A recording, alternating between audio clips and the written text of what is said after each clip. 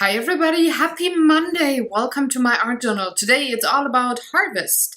Well, it's end of harvest season here and I thought, I want to make a page about that because, it's end of harvest season and I do associate something with that. But you can read up on the behind the stories information on my blog on Friday this week. I don't want to take anything away from that blog post.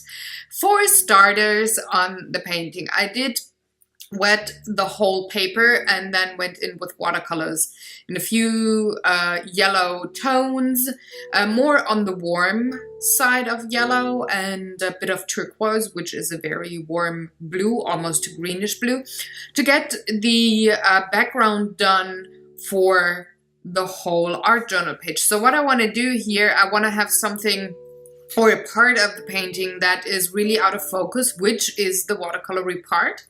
And I want to have something very high in definition and contrast, which will be the acrylic paint part that I'm going to put on top. So anything that will peek through from the watercolors will be out of focus, so to say, if you would look at a photograph maybe, or try to take a photograph. So once the watercolors were dry, I did go on top with acrylics and pretty much the same tones, a yellow ochre, and I have to have a new bottle here. That gives me enough time to tell you the other colors. A cadmium yellow, which is a warm yellow, and Prussian blue and turquoise, which are also warm tones of their colors.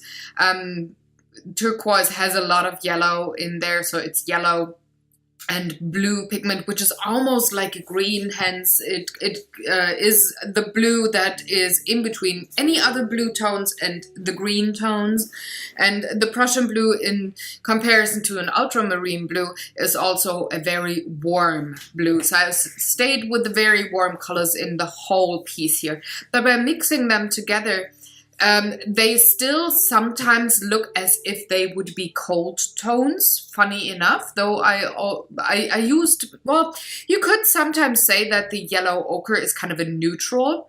So that would say I have only warm tones and maybe one neutral, but still the painting doesn't look like it. It has a lot of warmth in it because I want to have the very warm end of summer sun, so it's a very yellow and a very orange kind of a sun.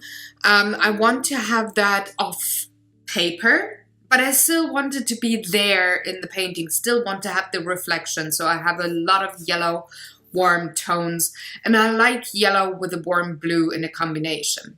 So with my brush, I just dip back and forth into the different colors that I have. I mix them pretty much on the paper or just on the brush, so to say, because I'm not cleaning my brush in between. And you saw that I switched up brushes for the background or the weed or the grass that is closer, because this is a very rough and weathered brush and it gives so much texture, and I love it for grass, but I don't want to have that kind of a texture in the parts that are further away. So there I took a bit more of a softer brush, but still it had a lot of texture in there. So I'm just going back and forth and filling in I say it's wheat or any other thing that we grow on, what's it called? Corn, that's the word, or cereal. Anything that is like that, I want to have this in my painting here. People are harvesting, it's end of harvest season. So I did put also in to people, you can, they're just the silhouettes, the shapes, and they're just there to be there. There's no other, I just wanted to have some other element than just the plants, but they're not the focal point. The focal point is the warmth of the sun bouncing off the wheat. I think it's wheat. So I did, well, put some acrylics where they don't belong, so I had to have some birds in the sky. And then that is my painting for this week. I hope you enjoyed watching along. If you have any questions or comments, please leave them in the comment section below. I will see you tomorrow for a new Tiny Tuesday. And yeah, do all the good YouTube stuff, like, share, subscribe. Thank you for watching again. Bye-bye.